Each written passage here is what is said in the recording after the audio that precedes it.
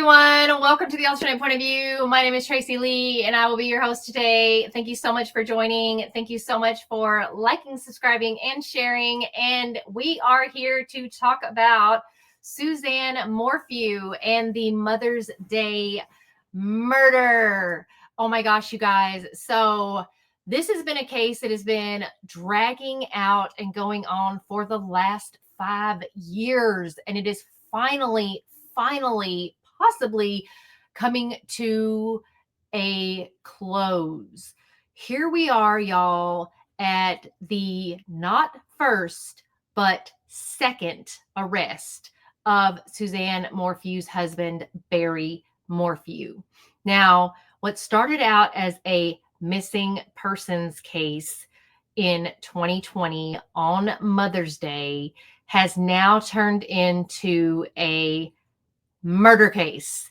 Now, I think we all kind of thought that when it first happened, but we couldn't say, and we still have to say allegedly, right? Because, the husband is still not convicted.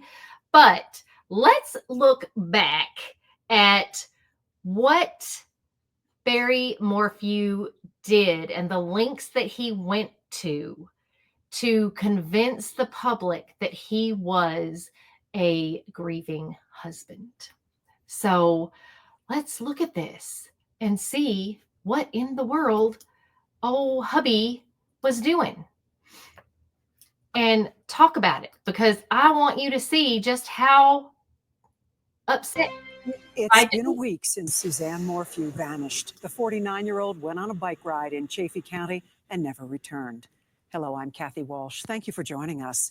Today, Suzanne's husband spoke out for the first time. The mother of two disappeared on Mother's Day. A neighbor told the sheriff Suzanne never came home from a bicycle ride. Now, searches have located her bicycle and an unspecified personal item. Her husband, Barry, issued a plea today online. Oh, Suzanne, if anyone is out there that can hear this, that has you, please do whatever it takes to bring you back. We love you. We miss you. Your girls need you. No questions asked. However much they want, I will do whatever it takes to get you back. Honey, I love you. I want you back so bad. So I just want you to look at that face. Look at that face. That is the face of a liar. Liar, pants on fire, y'all. This is a man who went on television, who had the FBI looking for his wife. Y'all, this started out as what we would all consider a fairy tale story. I mean, from the outside looking in, a fairy tale, y'all. They were high school sweethearts. She was the popular girl in school. He was the star baseball player. I mean, he was drafted by the Toronto Blue Jays, and they got married out of high school, and they had 2 beautiful kids. Who wouldn't? I mean, what the heck? I mean, it's perfect, right? High school sweethearts, married, have kids. Wonderful. Star baseball player. I mean, it's the perfect life, right? You think. She gets to be a stay-at-home mom, even though she becomes a teacher, right? But she gets to stay home, raise the kids. He's a successful businessman. I mean, dreams. It's the American dream. And then there's cracks. Yes, y'all, there are cracks, as with every normal, everyday life. But they try to start over. They move to Colorado, the beautiful Colorado mountains, where she takes up mountain biking and he starts a business. But It's not what it seems, right? They don't get the fresh start. At least not Suzanne. That's not what she wants. She doesn't like it. Not with him. Not with Barry. And look what happened. It has the makings of a true crime video like this. And look at him. Look at him. No tears. Nothing. Acting like he'll pay whatever it takes. Whatever they want. Who's they? Why is there a they? It's so odd, right? Mother's Day. Of all the days, Mother's Day. Suzanne Morphew goes missing. And Barry somehow has the perfect alibi. He is away on a work trip. Supposedly. At least that is what he tells the police. His daughters are away on a church trip. One of them is, one's at school, I believe. But they're on their way back because it's Mother's Day. The odd thing is, though, is that Suzanne had just told Barry via text a few days prior that she was done with him. She didn't want him anymore. And she just wanted them to get this over with in a civil way, civilly, just done. But Barry was not done. At least not civilly. Crazy that Suzanne suspected Barry of having an affair. So she bought a spy pen to spy on Barry. Did y'all know they make spy pens? Wild. They make spy pens. They make all kinds of spy things. They have a spy store. Anyway, she bought a spy pen. She's spying on Barry. But what does it spy on? It spies on Suzanne. And it catches Suzanne having an affair. Suzanne is having an affair with an old flame that she found on Facebook. And apparently this affair has been going on for a hot minute. Y'all, she had been texting and messaging her boyfriend. Over 50 messages were going back and forth between the two of them. The day before, on May 9th. At 2:11 p.m. on May 9th, that was her last final message. And it was a picture that she sent to her boyfriend. And then Barry comes home. Does that seem like a coinky-dink? Nope. So Suzanne sends her boyfriend a picture at 2:11. Barry comes home at 2:43. And suddenly, Suzanne's phone, no more messages, no more nothings, not a thing, not a peep, not a sound, nothing. And Barry, 2:47, his phone, nothing. Airplane mode. Whose phone goes airplane mode? Unless you're in an airplane. I mean, which, by the way, when I'm on an airplane, most people's phones don't even go in airplane mode, even when they're on the airplane. It's very frustrating because I feel like if I don't put my phone in airplane mode, that the plane might crash. It makes me very nervous. But I watch other people on their phones all the time. And maybe it's because they're paying for the Wi-Fi, but I'm cheap. I won't pay for the Wi-Fi. Do you pay for Wi-Fi? I'm just curious. Whew, makes me super nervous, which is why, you guys, if you ever get nervous and you're concerned about sweat, perspiration, anxiety, what have you, you should be using Lumi because this stuff is amazing and it smells so good. Oh my gosh, y'all. This vanilla is awesome. Vanilla bliss. I love it. I love vanilla. This stuff is awesome. If you guys want to know how to get it, check out in the tag below. You should get Lumi. I love it. They hooked me up, you guys. Hooked me up with all the stuff. It is amazing. I got the body wash. I got the spray. I got the deodorant stick. You guys should check it out. So check out Lumi and get yours today. Oh, it's awesome. So anyway, back to Suzanne. Y'all, let me tell you, if this timeline does not bother you one bit, you don't know this story. So May 9th, 2:11 p.m. is the last message that Suzanne sends to her boyfriend. And I say boyfriend, but he's married and he's got 6 kids. So, okay. But apparently this affair has been going on for quite some time. And they've met up.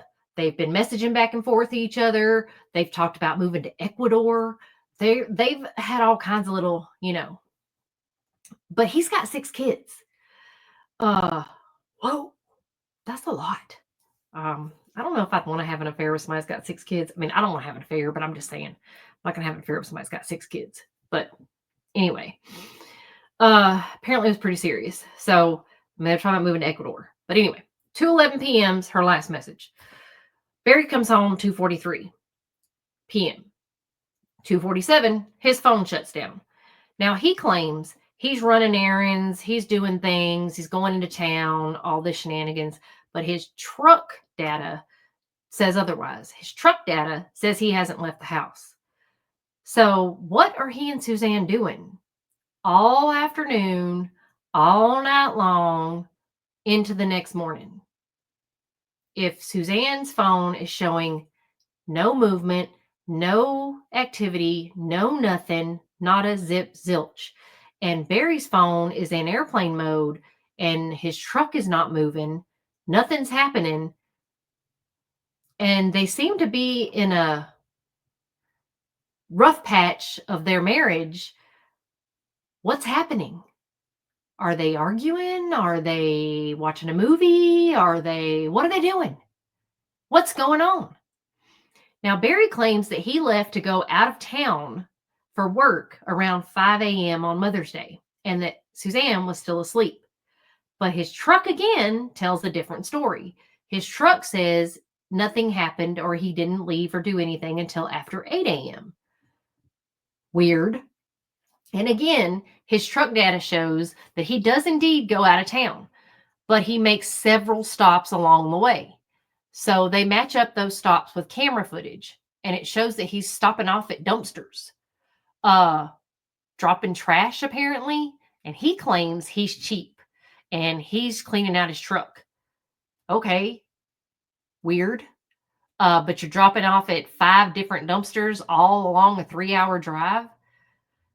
Okay, I don't know many men that do that because I can just tell you, I mean, we have a nice truck, but my man looks like he lives in his truck, even though he complains to me if I leave one napkin in his truck.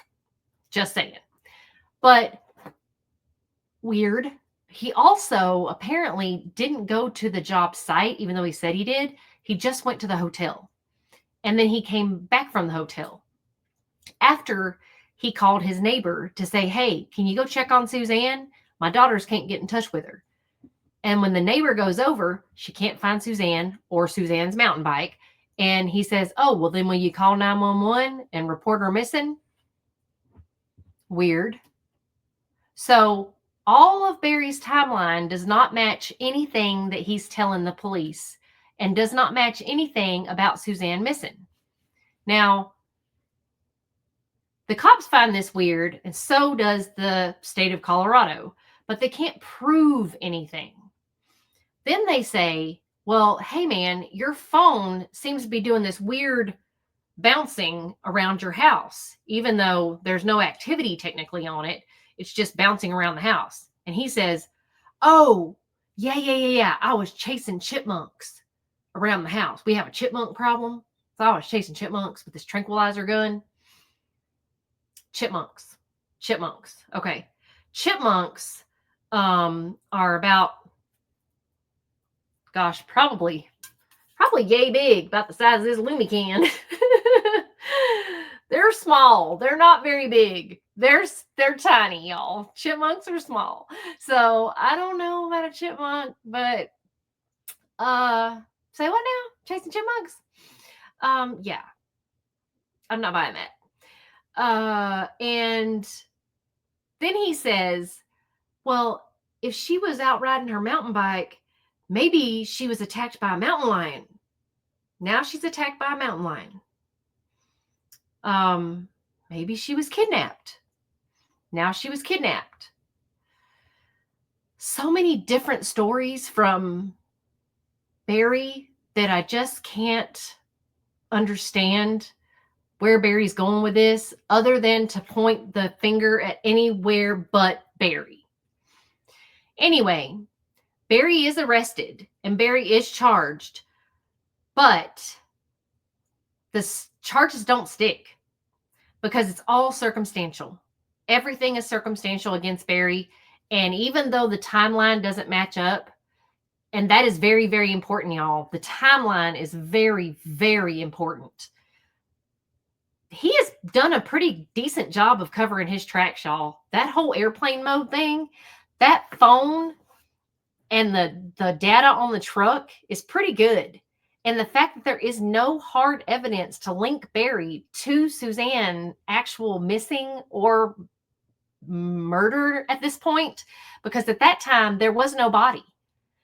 Now there is. Now they have found Suzanne. 5 years later, they found Suzanne. And now they have arrested Barry for the second time. But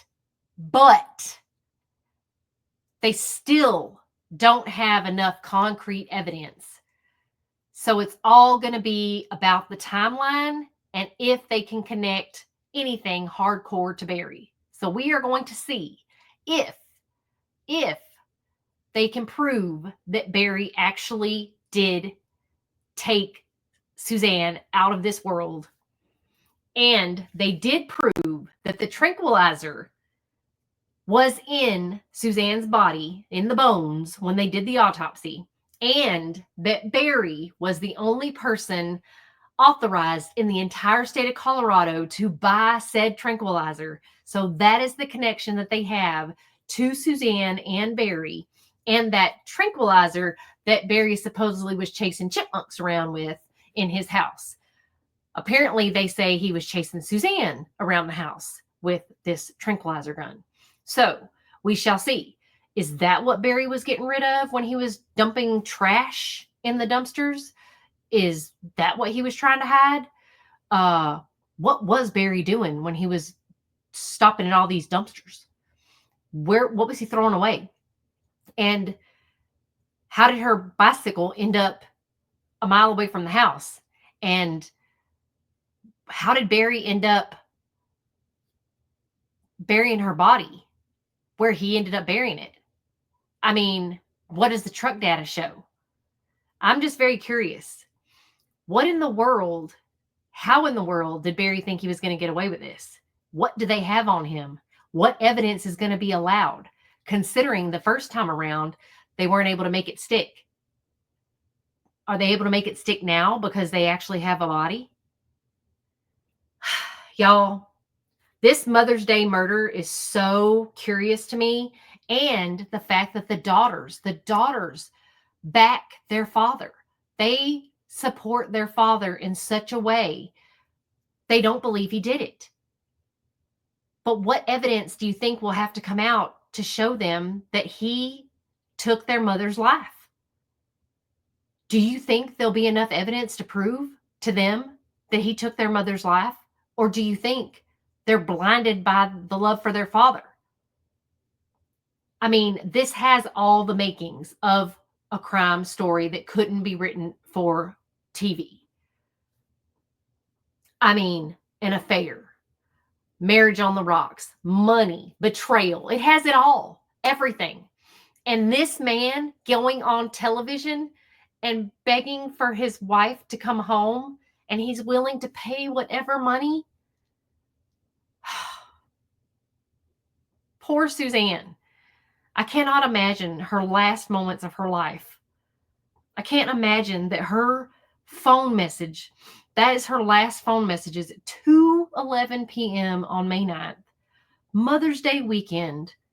She's talking to her boyfriend, and Barry comes home, and I'm guessing, I don't know, I'm guessing he caught her. I don't know. And who knows what the heck happened. But that was the last time she was on this earth. But he wasn't having her leaving him. That's for dang sure. And this is what he does. And he's just been living his life and put the wool over his eyes, the daughter's eyes, making them think that he's just sad, sad dad. So I just hope that Suzanne gets justice. And I hate for the daughters. I hate it for them. I really, really do. I hate that they are going to have to see their dad this way. But I hope they see the truth. And I hope that they realize that their mom deserves justice. But I really feel bad for them. God, I feel bad for them. I really do. I feel awful for the daughters. I feel awful that they had to come home on Mother's Day. Mother's Day will never be the same for them. It was never going to be the same for them anyway, but to be on Mother's Day, to lose their mom on Mother's Day, and then to have it be their father that did it is awful. And then to have all this dirty laundry out there, their mom was having this affair, and then to realize that their parents' marriage was not all that it seemed, that they were just, wonderful high school sweethearts. And then to find out that their marriage was this way, it's really sad. It's really sad. So I hope that Suzanne will get justice. I hope that Barry gets what he deserves if he's the actual person who did this, which he's allegedly the person who did it for the second time he's been arrested. So I appreciate everyone for watching. Thank you so much for liking, subscribing, and sharing. Please continue to do so, and I will see y'all in the next video.